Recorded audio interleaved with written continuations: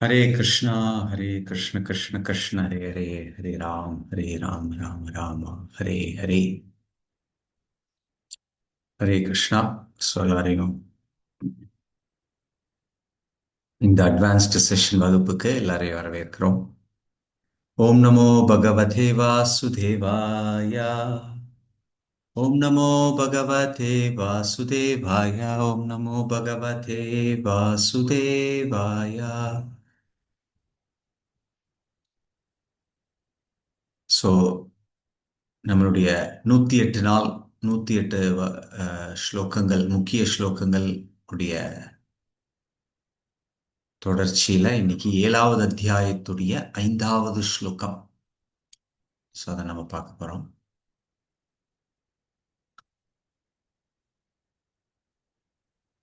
அபரேயம் இதஸ்வன்யா பிரகிருதிம் விதிமே பரா ஜீவபூத மகாபாஹோ யேதம் தாரியதே ஜகத். ஸோ நீங்க அப்படியே மியூட் பண்ணிட்டு எல்லாருமே நீங்க அப்படியே ரிசைட் பண்ணலாம். அபரேயம் இதஸ்வன்யா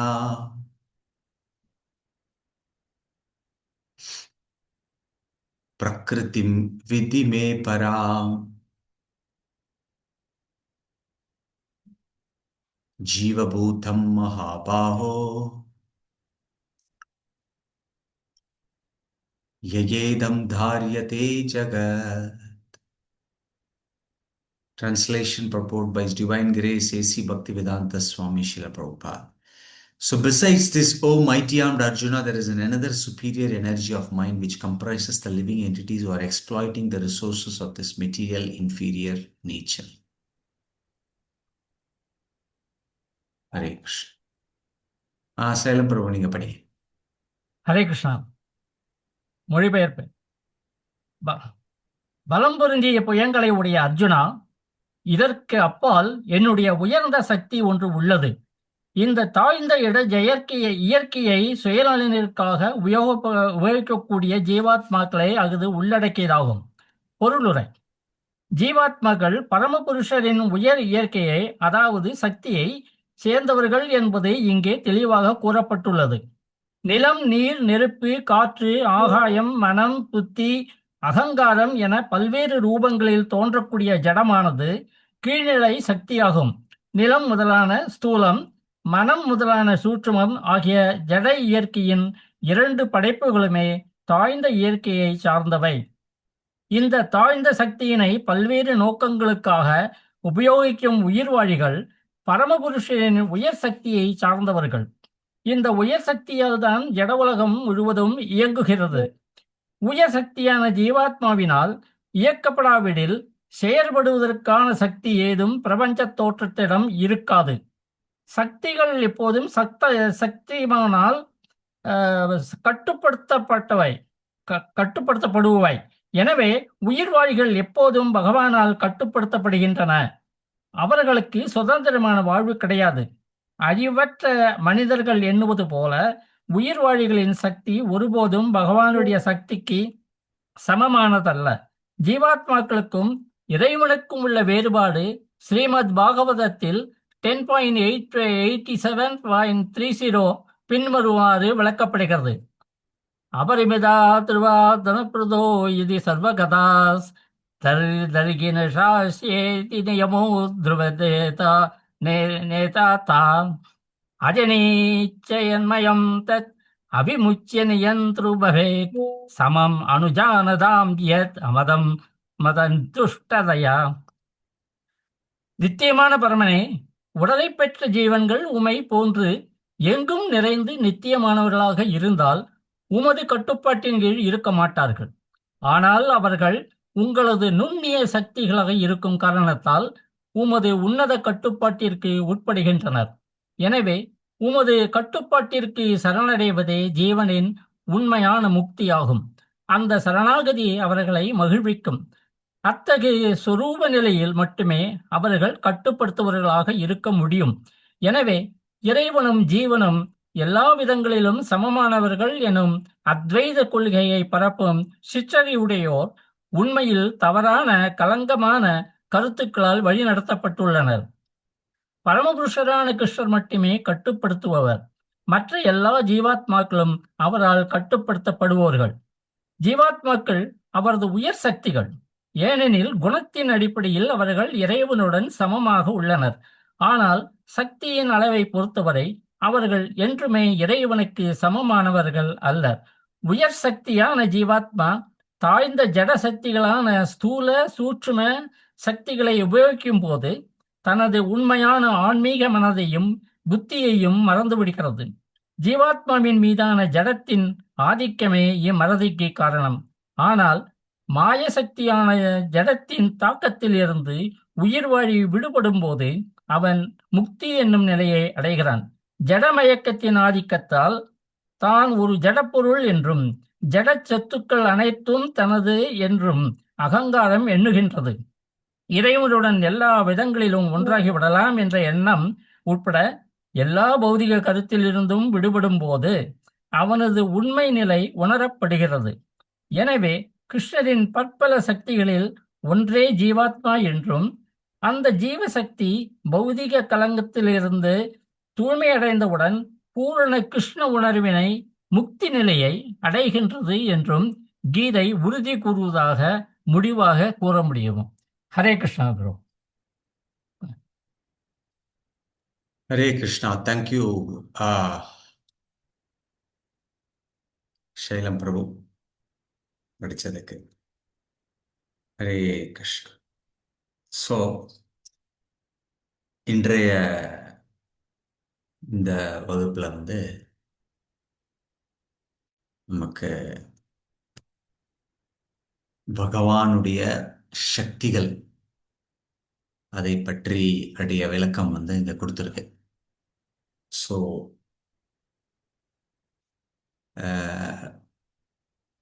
7வது அத்தியாயத்தில் வந்து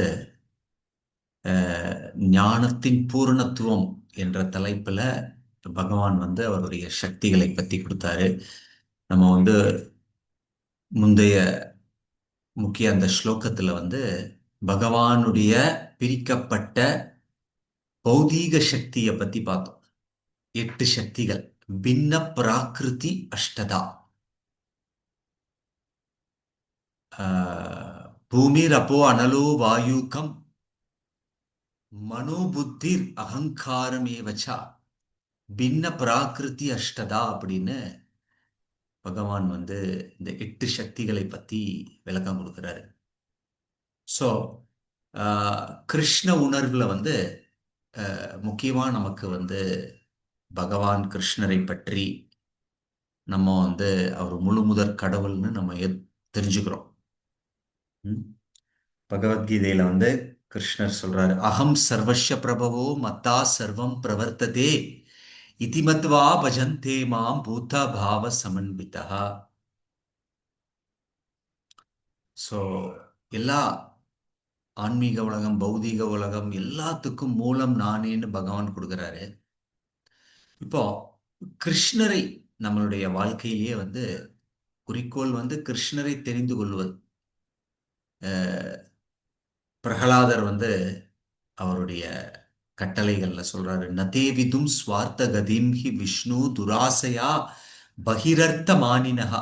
மக்கள்கள் வந்து வாழ்க்கையின் குறிக்கோள் வந்து விஷ்ணு தான் கதிங்கிறது வந்து கிருஷ்ணருடைய அடைக்கலம் எடுக்கணுங்கிறத வந்து மறந்து அவங்க வந்து தப்பான புலனின்ப ஆசைகளால திசை திருப்பப்படுகிறார்கள்னு சொல்லி பிரகலாதர் வந்து ரொம்ப அற்புதமா விளக்கம் கொடுக்கிறார். இப்போ இந்த கிருஷ்ணரை புரிந்து கொள்ளுவது அப்படிங்கிறது என்னன்னா, இப்போ நம்ம ரொம்ப பேர் நினைக்கிறாங்க கிருஷ்ணர்ல இயக்கத்துல வந்து ரொம்ப பேர் இருக்காங்க, அவங்க வந்து எல்லாரும் பாட்டு பாடி நடனம் ஆடி இதெல்லாம் பண்றாங்க செய்யறாங்க. மேபி அவங்களுக்கெல்லாம் வேற வேலை இல்லை, இதுதான் பண்ணிட்டு இருக்காங்க போல் இருக்குன்னு சில பேர் அப்படி நினைக்கலாம். பட் ஆக்சுவலா வந்து இந்த இயக்கத்துல இருக்கிறவங்க எல்லாருமே ரொம்ப ரொம்ப ஆஹ், புத்திசாலிகள். ஏன்னா பகவானுடைய சக்திகள், பகவானை பற்றி எல்லாம் ஃபுல்லா தெரிஞ்சு அவருக்கு சரணாகதி அடைஞ்சிருக்கான். சோ கிருஷ்ணரை புரிந்து கொள்வது என்றால் கிருஷ்ணரும் கிருஷ்ணருடைய சக்திகளை புரிந்து கொள்வது. அஹ், அப்போ முக்கியமா இங்க தெரிஞ்சுக்கக்கூடியது கிருஷ்ணர். கிருஷ்ணர் அப்படின்னா கிருஷ்ணர் அவருடைய சக்திகள். அஹ், அவருடைய எப்படி கிருஷ்ணர் பல விதமான அவருடைய சக்திகள் மூலமாக செயல்படுறார் அப்படிங்கிறது நம்ம தெரிஞ்சுக்கணும். அப்ப நம்மளுடைய நம்பிக்கை அஹ், ஞானத்தின் மூலமாக நமக்கு அந்த கிருஷ்ணர் மேல நம்பிக்கை வரும். அப்போதான் அது ரொம்ப திடமான உறுதியான நம்பிக்கையா இருக்கும். இல்லை அப்படின்னா அது அஹ், கோமல ஸ்ரத்தம். இது நீங்க இந்த பாக்ஸ்ல போட்டு ஐட்டம்ஸ் எல்லாம் அனுப்புவாங்க. அதுல உள்ள இருக்கிறது கொஞ்சம் உடையிற மாதிரி இருந்ததுன்னா ஃப்ரெஜைல் ஹேண்டில் வித் கேர்னு போட்டு அந்த ஒரு சிம்பல்லாம் போட்டு ரொம்ப கேர்ஃபுல்லாக ஹேண்டில் பண்ணுமா சொல்லுவாங்க இல்லையா? ஸோ அந்த மாதிரி நம்மளுடைய நம்பிக்கை பகவானுடைய முழு உன்னதமான எல்லா ஞானங்களை பத்தி இல்லை அப்படின்னா நம்மளுடைய சத்தம் கோமளமா இருக்கும். அப்படின்னா ரொம்ப மென்மையான இதுவா இருக்கும். எப்படி மென்மையா இருக்கிறது ஏதாவது தொட்டிங்கன்னா அப்படியே கொஞ்சம் இதாயிரும் இல்லையா? ஸோ அப்போ கிருஷ்ணர் மேல நம்பிக்கை அப்படின்னா கிருஷ்ணரை புரிந்து கொள்வது அப்படின்னா கிருஷ்ணருடைய சக்திகளை புரிந்து கொள்வது. ஸோ இதை தொட இதை ஆஹ், சார்ந்த ஒரு உதாரணம் கொடுத்திருக்கு ஸ்வேதாஸ்வதர உபனிஷத். நம்மளுடைய சாஸ்திரங்கள்ல ஸ்ருதி ஸ்மிருதின்னு கொடுத்துருக்கு. அதுல ஸ்ருதியில 108 உபனிஷத்துகள் இருக்கு. அதுல ஸ்வேதாஸ்வதர உபனிஷத்துல பகவானுடைய சக்திகளை பற்றி பிரபுபாதர் பல இடங்கள்ல கோட் பண்ணியிருக்கார். நாதஸ்ய காரியம் காரணம் நச்ச வித்யதே ந தத் சமஸ்ச அபியாதிகஸ்ச திருஷ்யதே பராஸ்ய சத்திர் விவிதைவ ஸ்ரூயதே ஸ்வபாவிகி ஜன ஞான பலக்ரியச்ச. ஸோ இதுல நாராயணர் அஹ், மிகுந்த அஹ், எல்லா வல்லமையும் கூடியவர். அவருக்கு பலதரப்பட்ட சக்திகள் உண்டு. அவர் அவருடைய இடத்திலேயே இருந்து அவருடைய சக்திகள் மூலமாக இந்த முழு பிரபஞ்சத்தையும், இந்த பிரபஞ்சம் மட்டும் இல்ல, எண்ணற்ற பிரபஞ்சங்கள்ல அவர் முக்குணங்களால அவர் இயக்கிட்டு இருக்காரு அப்படின்னு சொல்லி இதை கொடுத்திருக்கு. அப்பா அவருக்கு 3 விதமான சக்திகள் உண்டு. ஏன்னா இங்க நம்ம பொதுவா பார்க்குற பராசிய சக்திர் விவிதைவ ஸ்ரூயதே. அப்ப அவருடைய என சத் சக்திகள்ல அந்தரங்க சக்தி, பகிரங்க சக்தி, ததாஸ்த சக்தின்னு 3 சக்திகள் இருக்கு. ம். இப்போ கிருஷ்ணர் புருஷர். இந்த எல்லா சக்திகளும் அவருடைய அனுபவிக்கக்கூடிய சக்திகள். அத பிராகிருத்தின்னு சொல்றோம். ம். அப்போ இதுதான் அஹ், உண்மையான சூழ்நிலையில கிருஷ்ணர் அனுபவிப்பாளர். அஹ், மற்ற இந்த சக்திகள்லாம் அனுபவிக்கக்கூடியது யாருனால? பகவானால. அப்போ இங்க பகவான் 2 சக்திகளை பத்தி சொல்றாரு. என்னது? ஒண்ணு பிரிக்கப்பட்ட பௌதீக சக்திகள். அதுதான் பகிரங்க சக்தி. பூமிர் அப்போ அனலோ வாயு கம்மனோ புத்திரேவச்சா அப்படின்னு நம்ம முந்தைய வகுப்புல பார்த்தோம். இப்ப இங்க பகவான் என்ன சொல்றாருன்னா அதுக்கு மேற்பட்ட ததாஸ்த சக்தி இருக்கு. அபரேயம் இதஸ்துவன்யம் பிராகிருதி வித்திமே பரம். இப்ப பிராகிருத்திலேயே 2 இருக்கு. பராபிராகிருதி அபராபிராகிருதி அப்படின்னு. உன்னதமான பிராகிருதி, சுப்பீரியர் எனர்ஜி. தாழ்ந்த சக்தி, அது வந்து பௌதீக சக்தி. இப்படி ரெண்டு இருக்கு.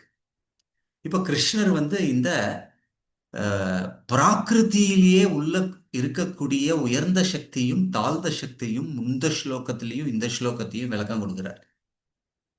சதா வந்து இப்போ இந்த ஸ்லோகத்துல வந்து உயர்ந்த சக்தியான பிராகிருத்தியான உயர்ந்த சக்தி அது என்னது? ஜீவாத்மா. அது ததாஷ்ட சக்தின்னு கூட சொல்லுவாங்க.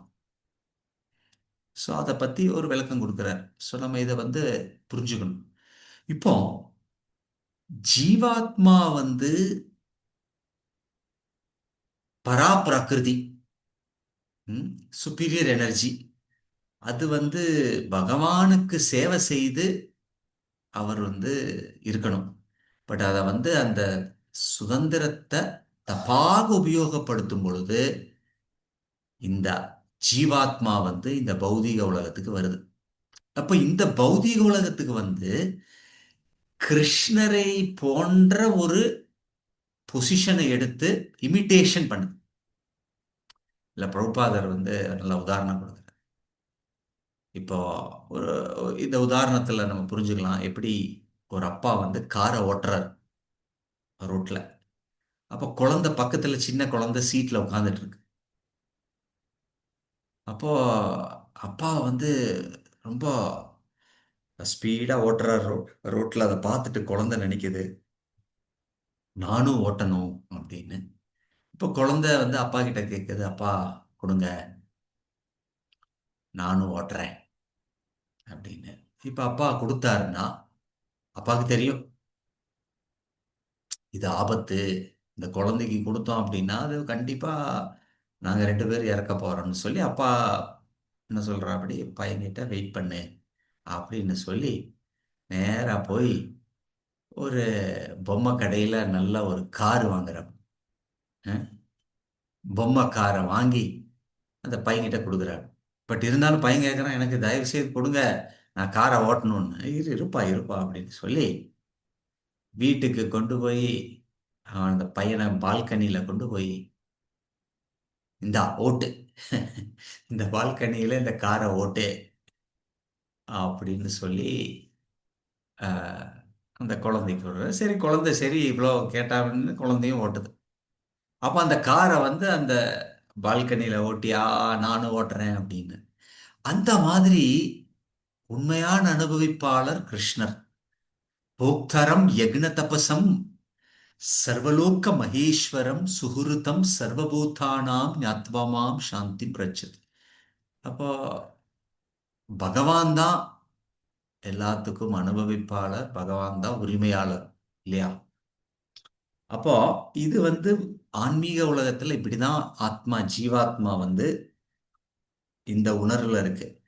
பட் ஆனா வந்து எப்போ வந்து இந்த ஆத்மா வந்து நினைக்குது நான் அனுபவிக்கணும்னு, இந்த பௌதீக உலகத்துல என்ன பண்றாரு பகவான் வந்து இந்த பௌதீக சக்தியில போட்டுறாரு. இந்தா என்ஜாய் பண்ணிக்கோ, நான் வந்து இந்த நாட்டோட பிரதம மந்திரி, நான் வந்து இந்த வீட்டோட ராஜா, நான் வந்து இந்த கம்பெனியோட ஹெட்டு. இப்போ இப்போ இது உண்மையிலே நடக்கக்கூடிய சம்பவம். இதையும் எல்லாரும் வந்து இருக்கிறாங்க. பட் ஆனா இந்த ஒரு இமிட்டேஷன் பொய்யான ஒரு பொசிஷன்ல இருக்கும். நீங்க கேட்கலாம், இது என்னடா பொய்யான பொசிஷன், ஏங்க பொய்யான பொசிஷன் சொல்றீங்க?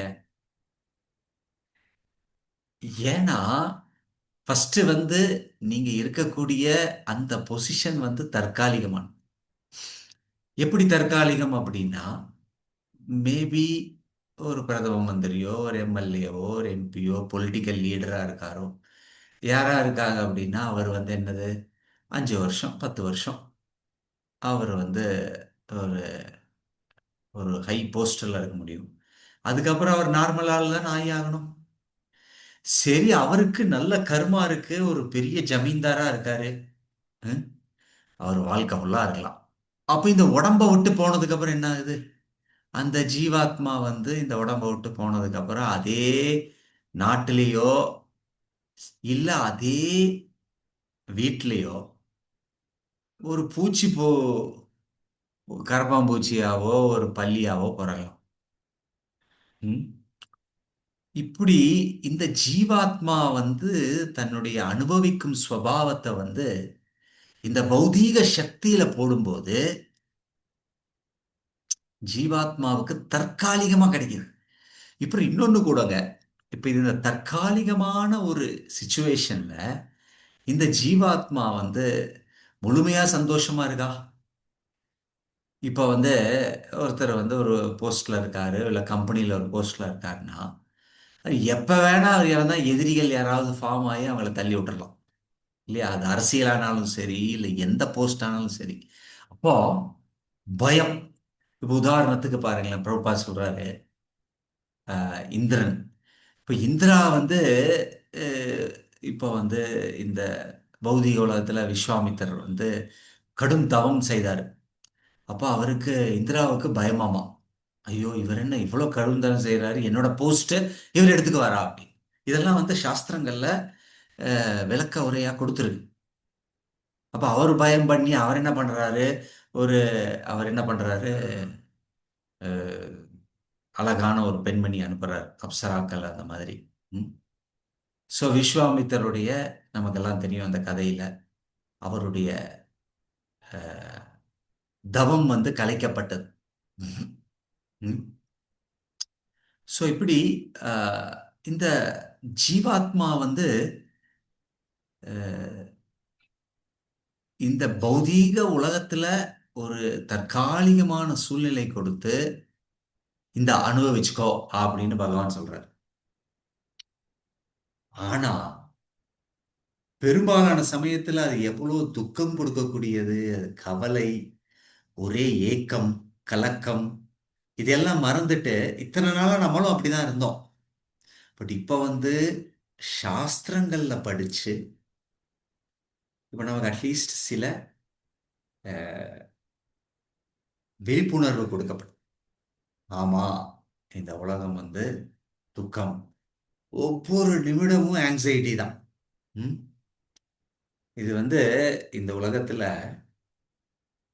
ஆங்ஸைட்டி, கவலை அப்படிங்கிறது வந்து, சந்தோஷம் என்ன அப்படின்னா, ரெண்டு துக்கத்துக்கு நடுவுல உள்ள வந்து ஒரு ரிலாக்ஸேஷன் இருக்கு பாருங்களா, அதுதான் சந்தோஷம்.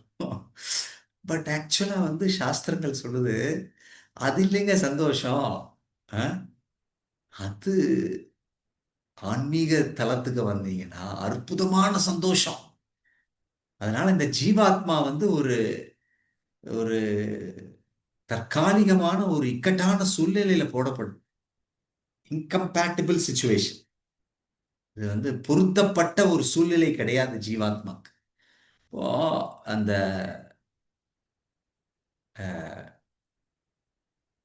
தண்ணியில இருந்து மீனை நீங்க எடுத்து நீங்க நிலத்துல போட்டீங்கன்னா, அது தண்ணி இல்லாதனால பயங்கரமா தத்தளிக்கும். அது ஏதோ உயிர் போன மாதிரி இருக்கும் உங்களுக்கு, அப்படி இப்படியே சுத்திட்டே இருக்கும். நீங்க அதை ஐயோ கஷ்டப்படுறியேன்னு சொல்லி ஒரு நல்ல பெட் எடுத்து போடுறீங்க, அது என்ன பண்ணும்? திரும்பியும் கஷ்டம்தான் படும். சரி, ஏன்பா இவ்வளவு கஷ்டப்படுறேன்னு சொல்லி ஒரு தங்க தட்டுல போடுங்க, அந்த தங்க தட்டுலயும் அப்படிதான் இருக்கும். பெஸ்ட் என்ன தீர்வு? சிறந்த தீர்வு அந்த மீன் எடுத்து திரும்பியும் அந்த தண்ணியில போடுற வேண்டியது. ஸோ பிரபுபாத் பொருளுரையில 10வது காண்டத்துடைய 87வது அத்தியாயத்துடைய 30வது ஸ்லோகத்துல சொல்றார், ஜீவாத்மா எப்பொழுதும் கிருஷ்ணருடைய கட்டுப்பாட்டில் இருப்பதுதான் அதுக்கு சந்தோஷம். இப்போ கணவன் மனைவி குழந்தைங்க இருக்காங்க. இப்போ மனைவியோ குழந்தைகளோ நினைக்கிறாங்க, நான் எதுக்கு இவர் கீழே இருக்கணும், இவர் சொல்றதை எப்பவுமே நான் கேட்டுட்டு இருக்கணுமா அப்படின்னு வெளியில போனாங்கன்னா துக்கம் மேல துக்கம்தான். அந்த மாதிரி ஜீவாத்மா கிருஷ்ணருடைய திருவடியை விட்டு இப்போ இந்த உலகத்துல வந்து தத்தளிச்சிட்டு இருக்குங்க. ஸோ அப்படி இந்த பௌதிக உலகத்துல வந்து நான் தான் எல்லா சந்தோஷம் அடைகிறவன், எல்லாம் பண்ணுவேன் அப்படின்னு. பட் ஆனா சாஸ்திரங்கள் சொல்லுது, அந்த ஜீவாத்மாவுக்கு உண்மையா வந்து கிருஷ்ணருக்கு சரணாகதி அடையும் போதுதான் அவன் சந்தோஷம் அடைவான். அந்த சரணாகதி தான் உண்மையான ஞானம் அப்படின்னு சொல்லி இந்த ஸ்லோகத்துல பிரபுபாத் அந்த பொருளுரையில விளக்கம் கொடுக்கிறார். ஸோ நமக்கு வந்து இந்த புரிதல்ல நமக்கு வந்து முக்தி என்றால் நம்மளுடைய உண்மையான சுரூப நிலைக்கு போறது. முக்தி ஹித்வன்யதா ரூபஸ்வரூபேன வியவஸ்திதா. முக்தி என்றால் நம்ம வந்து பகவானுடைய நித்திய சேவக நிலைக்கு போய் அவருக்கு சேவை பண்றதுதான். அப்படி அந்த ஒரு பந்தப்பட்ட நிலையிலிருந்து விடுபட்ட ஜீவாத்மா பயங்கர சந்தோஷமா இருக்கும். ம்? ம்? ஆனா அந்த சந்தோஷத்துக்கு எந்த ஒரு காசு முயற்சி எதுவுமே தேவையில்லை. அது ஜஸ்ட் பகவானுடைய திருவடியில இருந்தாலே போதும் ஆனந்தம். ஸோ தற்சமயம்தான் நம்ம வந்து ரத யாத்திரை, இப்போ வந்து பூரியில வந்து ரத யாத்திரை நடந்துட்டு இருக்கு. எத்தனை பேர் ரத யாத்திரைக்கு வந்தீங்க? நம்மளுடைய இந்த இதுல வந்து எத்தனை பேர் ரத யாத்திரைக்கு வந்தீங்க? டிஜிட்டல் ரைஸ் ஹேண்ட் பண்ணுங்க. நம்ம கோயம்புத்தூர்ல நடந்தது. எஸ், ஒருத்தர் தான் வந்திருக்கீங்க. வேற யாராவது? ஸோ நமக்கு வந்து இந்த ரத யாத்திரையை பத்தி நான் சில வார்த்தைகள் பேசுறேன். அது முக்கியமா நம்ம வந்து இங்க வந்து கட்டுண்ட ஜீவாத்மா வந்து முக்தி அடைந்த நிலையில எவ்வளவு சந்தோஷம் அப்படிங்கிறது வந்து நம்ம வந்து இந்த ஜீவாத்மா எப்படி பகவானுடைய சேவையில இருக்கும்போது எப்படி ஒரு சந்தோஷமான ஒரு சூழ்நிலையில இருக்கிறது அப்படிங்கிறது நம்ம தெரிஞ்சுக்கலாம். ம். சைத்தன்ய மகாபிரபுவே அவர் வந்து இந்த கலியுகத்துல அவதாரமா எடுத்திருக்கார். அவதாரம் எடுத்து ஒரு பக்தனாக இருந்தா எவ்வளோ சந்தோஷம் அப்படிங்கிறத அவர் காமிக்கிறார். அது ஏன் சொல்றீங்க? பகவான் சைத்தன்ய மகாபிரபு கிருஷ்ணரீங்க. கிருஷ்ணருக்கு ஒரு பக்தன் சேவை செய்யறதுனால அவனுக்கு கிருஷ்ணருக்கு மேல சந்தோஷமாமா. பாத்துக்கோ. அத கிருஷ்ணரே பார்த்து அது என்னப்பா என் பக்தனுக்கு என் மேல எனக்கு சேவை செய்யறதுல அவனுக்கு அத்தனை சந்தோஷமா, அந்த சந்தோஷத்தை நான் உணரணும்னு வந்தவர் தான் சைத்தன்ய மகாபிரபு. இதுதான் சைத்தன்ய மகாபிரபுடைய தத்துவங்க. ஸோ சைத்தன்ய மகாபிரபு வந்து எப்படி ஒரு பக்தனா இருக்கணும்னு வந்து ஒரு உதாரணம் காமிச்சது. அதுவும் குறிப்பிட்டு ரத யாத்ரா. ரத யாத்ரா வந்து ஃபெஸ்டிவல் ஆஃப் டான்ஸ். பகவான் ஜெகநாதர் வந்து ரத யாத்திரையில அவர் எழுந்தருளி வர்றாரு. ரத யாத்திரை என்றால் கிருஷ்ணரை கோபிகள் விருந்தாவன துவாரகையிலிருந்து விருந்தாவனத்துக்கு அவங்க கூட்டிட்டு வர்றாங்க. அதுதான் ரத யாத்திரை. ஸோ இது வந்து நமக்கு நீங்க ஜெகநாத் பூரியில போன வியாழக்கிழமை நீங்க பார்த்துருக்கலாம். சாதாரணமா இந்த ரத யாத்திரை வந்து இது த பிக்கெஸ்ட் காங்கிரிகேட்டிங் ஈவெண்ட்டுங்க. நமக்கு பல ஈவெண்ட்ஸ் இருக்கு இல்லையா இந்த வேர்ல்டுலயே. ஒவ்வொரு இடத்துல ஆயிரக்கணக்கான பேர், லட்சக்கணக்கான பேர் கூடுவாங்க. இங்க பாத்தீங்கன்னா குறைஞ்சபட்சம் 10-15 லட்சம் பேர் இந்த ரத யாத்திரை கலந்து கொள்வாங்க. அதுவும் 10-15 வருஷத்துக்கு ஒரு முறை நவகலேவரம் அப்படின்னு பகவான் ஜெகநாதருடைய உடம்பையே அவருடைய உடம்பையே மாற்றுவாங்க. அதோடைய வழிபாட்டு வழிமுறைகள். அப்போ வந்து 30 லட்சம் பேர் வருவாங்களாம் ரத யாத்திரைக்கு. ஹரே கிருஷ்ணா. பார்த்துக்கோங்க. ஸோ இப்படி ஜெகநாதர் அப்படி வரும்போது அந்த ரத யாத்திரை வந்து என்ன அப்படின்னு கொடுத்துருக்கு. இந்த ரத யாத்திரை வந்து கிருஷ்ணர் வந்து நீலாச்சல் அப்படின்னா துவாரகை. நீங்க எத்தனை பேர் ரத யாத்திரைக்கு பூரிக்கு போயிருக்கீங்களோ அங்க வந்து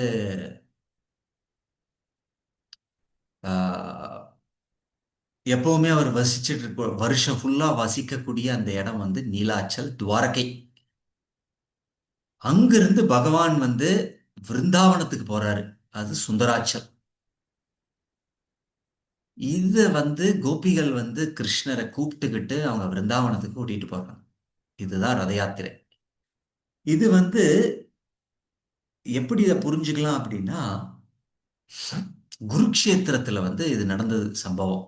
குருக்ஷேத்திரத்துல எல்லா அஹ், சாதாரணமா இந்த மாதிரி ஸ்- அஹ், சு- சூரிய கிரகணம், சந்திர கிரகணம் அந்த மாதிரி இடத்துலலாம் போய் ஒரு புண்ணிய நதியில நீராடுவது பழக்கம். அப்போ எல்லா துவாரகவாசிகள், மதுரவாசிகள், விருந்தாவனவாசிகள் எல்லாருமே குருக்ஷேத்திரத்துக்கு வர்றாங்க. அந்த கோபிகள்லாம் அதே ஒரு ஏக்கத்தோட வர்றாங்க. நம்ம வந்து கிருஷ்ணரை பார்க்கலாம், அவரும் வருவார் துவாரகையில இருந்து அப்படின்னு. அப்ப கிருஷ்ணர் வரும்போது அவங்க பார்க்கறாங்க, கிருஷ்ணர் வந்து அவர் ஒரு சத்திரியருடைய ரூபம். ஏன்னா அவர் சத்திரியனாதான் இருந்தாரு துவாரகையில. அவர் வந்து துவாரகாவோட மன்னரா இருந்தார். அப்போ யது வம்சத்துடைய குலத்துல ஒரு மன்னனா இருந்தது போது அவர் வந்து அஹ், பெரிய ராஜா மாதிரி இருந்தாரு. கிரீடமெல்லாம் போட்டுக்கிட்டு, சத்திரியருடைய ஆடையெல்லாம் அணிஞ்சிட்டு அவர் இருந்தபோது இந்த கோபிகளுக்கு வந்து பார்த்து ஒரு பெரிய அதிர்ச்சி. ஐயோ, அவங்களுக்கு கிருஷ்ணரை பார்க்க வந்தாங்க. பட் ஆனா ஐஸ்வர்யத்தோட பார்க்கும்போது அவங்களுக்கு வந்து அவர்களுடைய விருந்தாவன கிருஷ்ணரை பார்க்கணும்னு ஆசை. ஸோ அதனால அவங்க என்ன பண்ணாங்க, அந்த கிருஷ்ணரை அவங்களோட மனசுல, ஏன்னா அங்க வந்து அவங்க அப்பா அம்மா துவாரகாவாசிகள் எல்லாருமே இருக்காங்க. ஸோ அப்போ அவங்க மனசுல கிருஷ்ணரை கூப்பிட்டு ரதத்துல உட்கார வச்சு பிருந்தாவனத்துக்கு இழுத்துட்டு போறாங்களாம். கிருஷ்ணா, எங்களுக்கு இந்த துவாரகா கிருஷ்ணா எங்களுக்கு வேண்டாம், ஐஸ்வர்யமா இருக்காரு. நாங்க வந்து உங்களோட அந்யோன்யமான ஒரு ஸ்வக்கிய பாவத்துல நீங்க இப்ப இருக்கீங்க, ஆனா பரக்கிய பாவத்துல நாங்க இருக்கணும் அப்படின்னு சொல்லி அவங்க இழுத்துட்டு போறது தான் இந்த ரத யாத்திரை. ஸோ இந்த ரத யாத்திரையில வந்து சைத்தன்ய மகாபிரபு வந்து அப்படி நடனம் ஆடுவாராம். நம்மளுடைய சைத்தன்ய சரிதாமிர்தத்துல ரத யாத்திரையை பத்தி பார்க்கும்போது வேற எந்த விஷயம் கொடுக்கல. எப்படி சைத்தன்ய மகாபிரபு நடனம் ஆடினார், இதுதான் அந்த விளக்கமே. இவ்வளவுதான். எப்படி ஒரு பரவசத்துல அஹ், சைத்தன்ய மகாபிரபு ஆனந்தமா நடனம் ஆடுறார் அப்படின்னு கொடுத்துருக்கு. ஜெகநாதர் வந்து ஆஹ், அதிகாலையில ரத ரதம்லாம் வந்து புதுசா செய்யப்பட்டிருக்கு. இது வந்து என்ன சொல்லப்பட்டிருக்குன்னா, இன்னொரு ஒரு பூரியில நடக்கக்கூடிய ஒவ்வொரு விஷயங்களும் ரொம்ப அபூர்வமானது. இப்ப நீங்க பாத்தீங்கன்னா, நம்ம கோயம்புத்தூர்ல ரத யாத்திரை நடந்தது, வருஷத்துக்கு ஒரு தடவை அதே ரதம் தான் எடுக்கிறோம். ஆனா பூரியில வந்து ஒவ்வொரு வருஷமும் 3 ரதங்கள் அது மாற்றப்படுது. இப்ப இந்த இந்த ரதம் நடந்தது இல்லையா, இந்த ரத யாத்திரையில இது எல்லாம் ரத யாத்திரை முடிஞ்சதுக்கு அப்புறம் அதெல்லாம் பிரிச்சு எல்லாருக்கும் பிரசாதமா எடுத்துக்குவாங்க. அடுத்த வருஷம் திரும்பியும் பண்ணுவாங்க. அப்ப அந்த புது ரதம் 3 ரதங்கள், ஜெகநாத், பலதேவ், சுபத்ரமாய். ஃபர்ஸ்ட் ரதம் வந்து பலதேவர், அதை தொடர்ந்து சுபத்ரமாயி, அதை தொடர்ந்து ஜெகநாதர். ஜெகநாதருடைய ரதத்துடைய பெயர் வந்து நந்திகோஷ் அப்படின்னு. இப்போ இவரு ஜெகநாதர் வந்து ஸ்நான யாத்திரை முடிஞ்சு அனாவசர சமயம் முடிந்த பிறகு அவர் வந்து அவருடைய சிம்மாசனத்திலிருந்து அவர் வந்து ரதத்துக்கு வர்றாரு. அப்ப வரும்போது எல்லா பாண்டாக்கள், அப்போ அந்த தூக்குறவங்க வந்து கவுடாஸ், அதுவும் குறிப்பிட்டு தைத்தியாஸ் அப்படின்னு சொல்லப்படுது. இது வந்து சாபராக்கள். நீலமாதவர் வந்து அந்த நீலாச்சல மலையில இருந்தபோது வழிபட்ட அந்த சாபராக்கள், அவங்க வந்து தைத்தியபதிகள், மிகுந்த நெருங்கிய நண்பர்கள். அவங்க வந்து ஜெகநாதரை கொண்டு வந்து ரதத்துல வச்சு அந்த ரதத்தை வந்து இயக்குவாங்களாம். இப்ப ரத யாத்திரையில வந்து ஒரு ரொம்ப ஒரு முக்கியமான விஷயம் என்னன்னா, என்ன வந்து எப்ப நடக்கும்னு வந்து நம்ம வந்து சொல்லவே முடியாது. இந்த ரதம் வந்து எல்லாரும் நினைக்கலாம், ஓ, ரதர் வந்து ஜெகநாதர் வந்து ரதத்துல உட்காந்துட்டாரு, அப்படியே இழுத்துட்டு ஜெகநாதர் இழுக்கும்போது வந்துருவாரு அப்படின்னு. அப்படிலாம் கிடையாதுங்க. ஜெகநாதர் முடிவு பண்ணும். அது பாருங்க, இந்த ஒவ்வொரு வருஷம் ஒரு நாள்ல வந்துருவாரு. இன்னைக்கு நீங்க பாத்தீங்கன்னா 2வது நாள் நைட்டு தான் வர்றாரு குண்டிச்சாக்கு பிருந்தாவனத்துக்கு. அந்த மாதிரி ஜெகநாதர் தான் முடிவு பண்ணுவார். பிரிட்டிஷ் காலத்துல அந்த ஜெகநாதர் வந்து அஹ், அஹ், பிரிட்டிஷர்கள் வந்து ஏன்னா ஜெகநாதர் வந்து பாரம்பரியமா அவரை வந்து வழிபாட்டு பண்ணிட்டு இருக்காங்க. இது வந்து ஒரு 50 வருஷம் 100 வருஷம் கிடையாதுங்க. ஆயிரக்கணக்கான வருஷங்களுக்கு முன்னாடி இருந்து ஜெகநாதர். இது என்ன சொல்லப்பட்டிருக்குன்னா, நம்ம பாகவதத்துல படிச்சோம்னா பலராமரே ஜெகநாத் புரிக்கு வந்திருக்காரு. நீங்க எல்லாருமே வாழ்க்கையில் ஒரு குறிக்கோளா வச்சுக்கணும், ஜெகநாத் புரியை எப்படியோ போய் நாங்க தரிசனம் எடுக்கணும். ஜெகநாதர் வாழ்க்கையில நீங்க அதை பண்ணலைன்னா ஒரு பெரிய இழப்பு. சோ இந்த பலதேவ பலராமரே வந்து பூரிக்கு வந்திருக்காராம். ம். அந்த அளவுக்கு இட் இஸ் மென்ஷன்டு. ஸோ அப்போ அவர் வந்து இந்த ரதத்துல வந்து அவர் வந்து பிரிட்டிஷர்கள் வந்து அஹ், அவர் வந்து அவங்க வந்து அவங்களுடைய கட்டுப்பாட்டில், ஏன்னா அவங்க தானே ஆழ்ந்துட்டு இருந்தாங்க அந்த சமயத்துல 100 150 வருஷம் முன்னாடி. அப்போ அவங்க வந்து ஜெகநாதர், ஏன்னா அந்த வழிபாட்டெல்லாம் அவங்க நிறுத்த முடியாது. அப்போ அந்த அங்க பிரிட்டிஷ் ரூலர்ஸ் எல்லாம் சீக்கிரம் சீக்கிரம் இன்னைக்கு ரதம் நடக்கணும்னு சொல்லி ஜெகநாதர் கொண்டு போய் அங்க வச்சாச்சு. அங்க வச்சாச்சு, எல்லாரும் இழுக்கிறாங்க. ஜெகநாதர் நகர மாட்டேங்கிறாங்க. நான் தான் சொன்னேன் இல்லையா, அங்க ஜெகநாதர் ரதத்துல ஏறினதுக்கு அப்புறம் எல்லாம் அவருடைய கட்டுப்பாட்டுல. இப்ப இவங்க என்ன பண்ணாங்க, பெரிய பெரிய அஹ், பயில்வான்களை எல்லாம் கூட்டிட்டு வந்து ரதத்தை எழுதுறாங்களாம். புடிச்சு இழுகிற ஒரு இன்ச்சு கூட நகர மாட்டேன். அப்புறம் அஹ், பல என்னங்க இது இருக்கக்கூடிய யானைகளை கொண்டு வந்து எழுதுறாங்க. அதுவும் இல்லை, அங்க அப்ப எல்லாரும் ஜெகநாதரை ஏசுறாங்க. ஐயோ, என்னது ஜெகநாதர், என்ன ஜெகநாதர் நீங்க இப்படி அப்படின்னு. அப்போ அது வந்து அங்க ஒரு பக்தர் இருந்தாராம், ரகு அப்படின்ற ஒரு பக்தர், ரொம்ப புகழ் வாய்ந்த அந்த பக்தர். அப்ப அங்க வந்து எல்லாரும் அந்த பிரிட்டிஷருக்கெல்லாம் போய் ரகிட்ட சொல்ற, என்ன உங்க ஜெகநாதர் இப்படி இருக்காரு, அவர் வந்து ரதத்துல ஏறி நகரவே மாட்டேங்கிறாரே அப்படின்னு. அப்ப அந்த ரகுதாஸ் வந்து என்ன பண்ணுவாருன்னா, ஐயோ ஜெகநாதர் இப்படி சொல்றாங்களேன்னு சொல்லி அவர் வந்து அவர் ஆக்சுவலா வந்து வந்ததே லேட்டு. ஜெகநாதர் வந்து அவருக்காக தான் வெயிட் பண்றாரு. அவர் ஏதோ பார்க்க வந்தவர், ஜெகநாதர் வரலன்னு சொல்லி அவர் வரல. அப்புறம் இவர் வந்ததுக்கு அப்புறம் அவர் முழு பிரணாமம் எல்லாம் செலுத்தி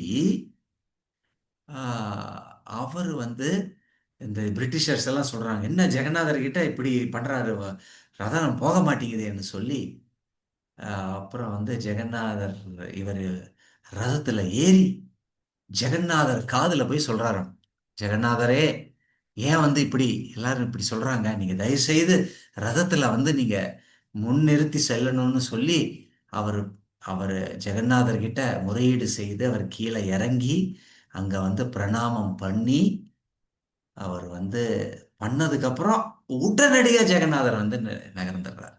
ஹரே கிருஷ்ணா, ஜெகநாத் சுவாமி கி, ஜெகநாத் ரத் யாத்ரா கி. இப்படி ரொம்ப அற்புதமா நடந்ததாமா. அப்போ சைத்தன்ய மகாபிரபு வந்து இந்த மாதிரி ரதம் ஆரம்பிக்கிற சமயத்துல வந்து ஜெகநாதர் முன்னாடி நடனம் ஆடுவாராம். அதை பார்த்து ஜெகநாதர் ரொம்ப சந்தோஷத்துல முன்னாடி போவாராம். அந்த சந்தோஷம் எப்படின்னு சொல்லி ரொம்ப அற்புதமா விளக்கம் கொடுத்துருக்கு. சைத்தன்ய மகாபிரபு அவர் வந்து நடனம் ஆடுவார். அது எப்படி, அவருடைய முக்கியமான சகாக்கள், அவங்க சகாக்கள்லாம் வந்து 7 குழுவா அவர் வந்து பிரிச்சு, அதுல வந்து 7 குழுக்கள்ல வந்து இத்தனை பேர் இருப்பாங்களாமா. கீர்த்தனம் பண்றதுக்கு ஒரு 4 5 பேரு, பாடுறதுக்கு 2 பேரு, அப்புறம் வந்து நடனம் ஆடுறதுக்கு ஒருத்தர், இந்த மிருதங்கம் வாசிக்கிறதுக்குன்னு சொல்லி 7 இதுல 7 7 குரூப்ஸ் வந்து கீர்த்தனம் பண்ணுவாங்க. சைத்தன்ய மகாபிரபு ஒவ்வொரு குரூப்லயும் போய் அவர் நடனம் ஆடுவார். அஹ் அப்போ இதுல என்ன சொல்லப்படுதுன்னா, ரொம்ப ஒரு அற்புதமான விஷயம் நடக்குமா. என்னன்னா, சைத்தன்ய மகாபிரபு ஒவ்வொரு குழுவிலையும் அவர் நடனமாடுவார்.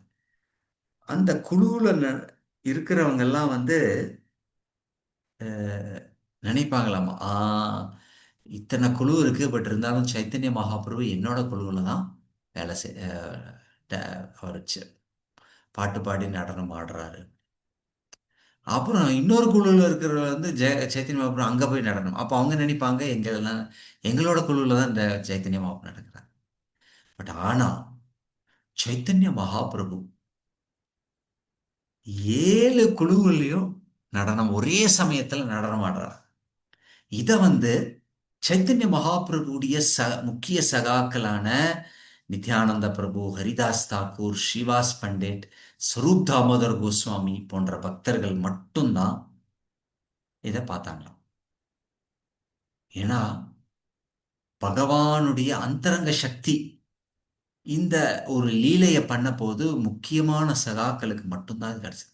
ஸோ சைத்தன்ய மகாபிரபு அவர் வந்து மிகுந்த பரவசத்துல நடனம் ஆடுவாராம். அந்த பரவசத்துல நடனம் ஆடினதுல எல்லாரும் இருக்கும்போது சைத்தன்ய ஜெகநாதர் நந்தி கோஷ் அப்படிங்கிற இந்த சேரியட் வந்து முன்னாடி போயிடும்.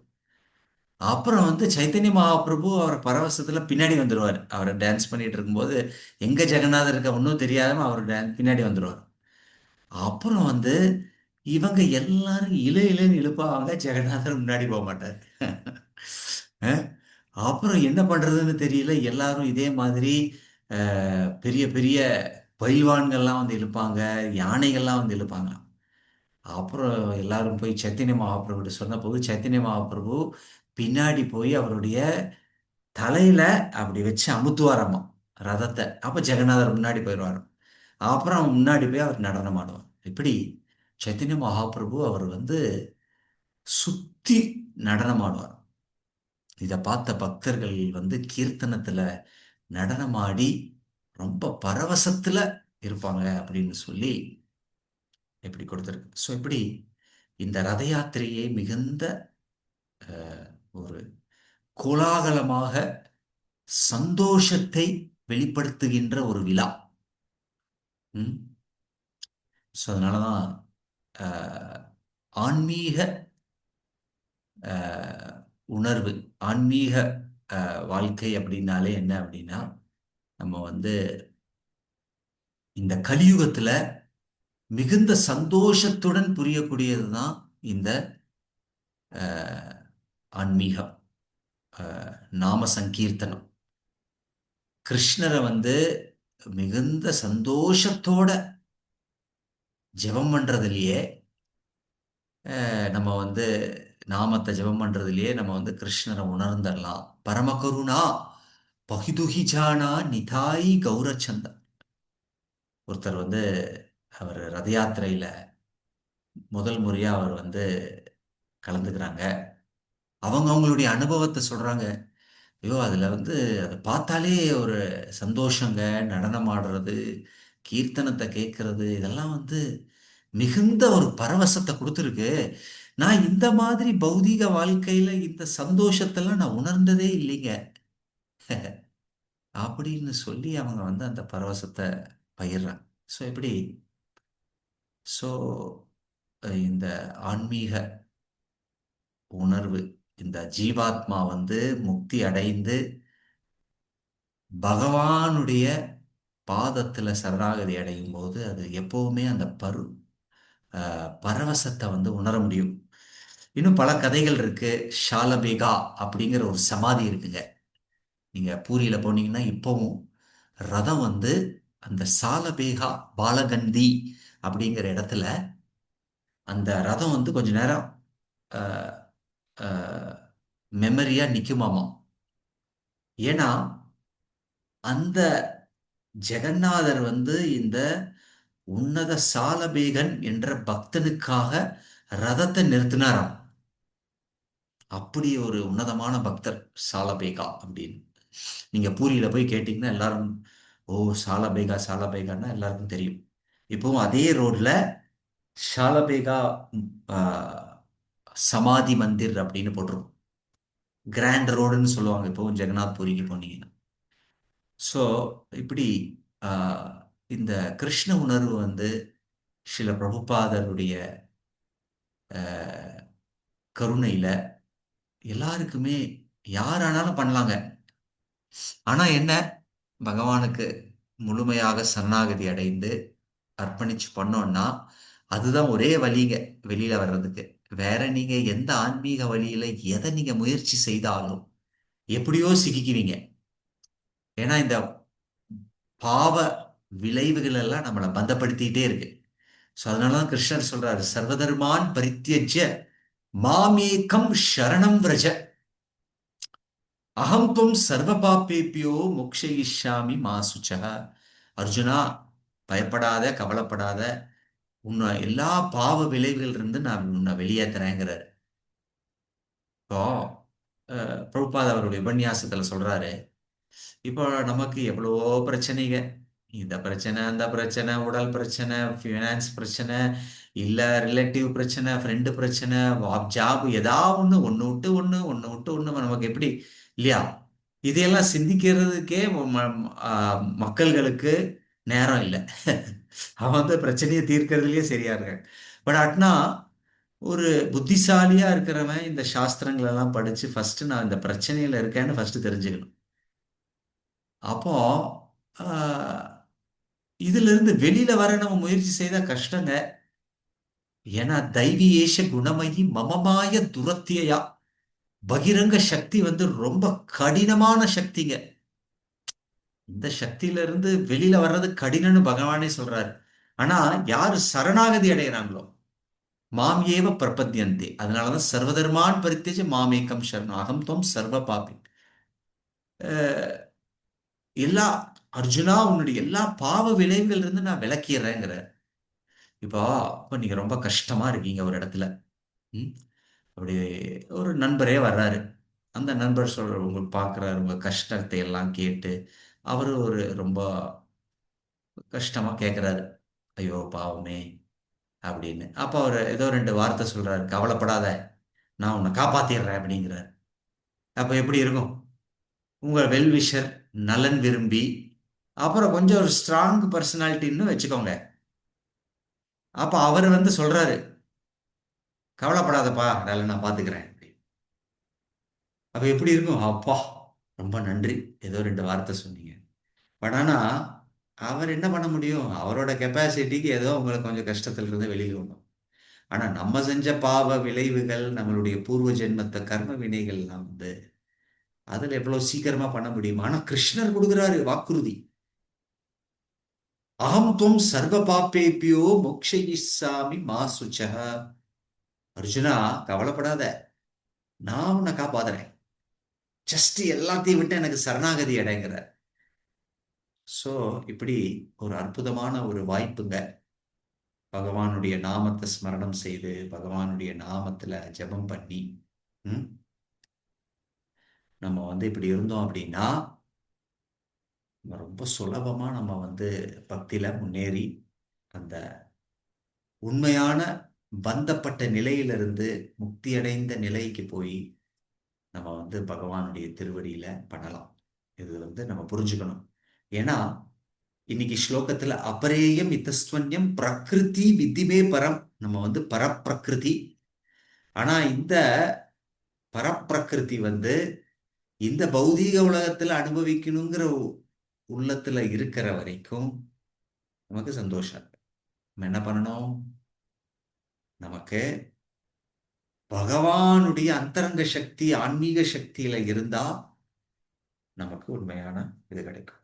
ஸோ அதைத்தான் வந்து கிருஷ்ணர் இந்த ஸ்லோகத்துல சொல்றாரு. இதை புரிஞ்சுக்கிட்டு நம்ம வந்து நம்மளுடைய வாழ்க்கையில பகவானுக்கு சரணாகதி, அவருடைய நாமத்தை ஜெபம் பண்ணி நம்ம வந்து ஒரு பக்தனுக்கு, குருவுக்கு சரணாகதி அடைந்து அவருடைய சேவையில் நாம் இடம்பெற வேண்டும். Hare Krishna Krishna Krishna Hare Hare, Hare Rama Rama Rama Hare Hare. So Hare Krishna. So thank you all very much. So let us stop here. So யாருக்காவது யா தீபக்குங்கிறவங்க ஊட்டி ரத்த யாத்திரால இருந்தேன்னு சொல்கிறாரு. அப்புறம் வந்து சென்னை டி நகர் ரத்த யாத்திரை நிர்மலாங்கிறவங்க இருந்தாங்கன்னு ரொம்ப நன்றி. ஸோ நீங்கள் ஏதாவது உங்களுடைய அனுபவம் இருந்தாலும் கூட நீங்கள் பகிரலாம். ஏதாவது கேள்விகள் இல்லது ஏதாவது இருந்தாலும் டிவோட்டிஸ் கேன் பக்தர்கள் யாராவது இருந்தால் நீங்கள்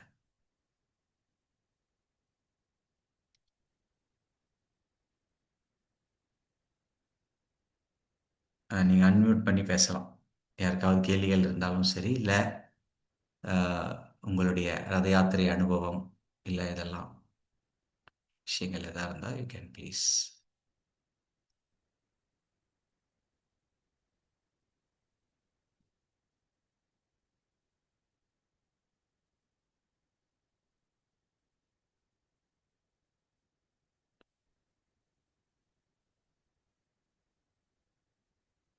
ஸோ பல பக்தர்கள் வந்து ரத யாத்திரைக்கு வந்து அன்னதானத்துக்கெல்லாம் நீங்கள் வந்து உதவி செஞ்சுருக்கீங்க. ஸோ மிக மிக நன்றி. இங்கே வந்து எண்ணற்ற பக்தர்கள் ரத யாத்திரையில் நீங்கள் ரிப்போர்ட்லாம் பார்த்துருப்பீங்க நம்ம குரூப்பில். எண்ணற்ற பேர் வந்து இதில் எல்லாம் வந்து நீங்கள் கலந்துக்கிட்டு உங்களுடைய நன்கொடைகளுக்கெல்லாம் நன்றி. So thank you all very much. Hare Krishna.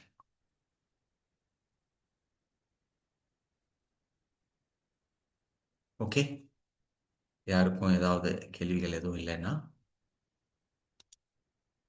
Can stop here. Okay.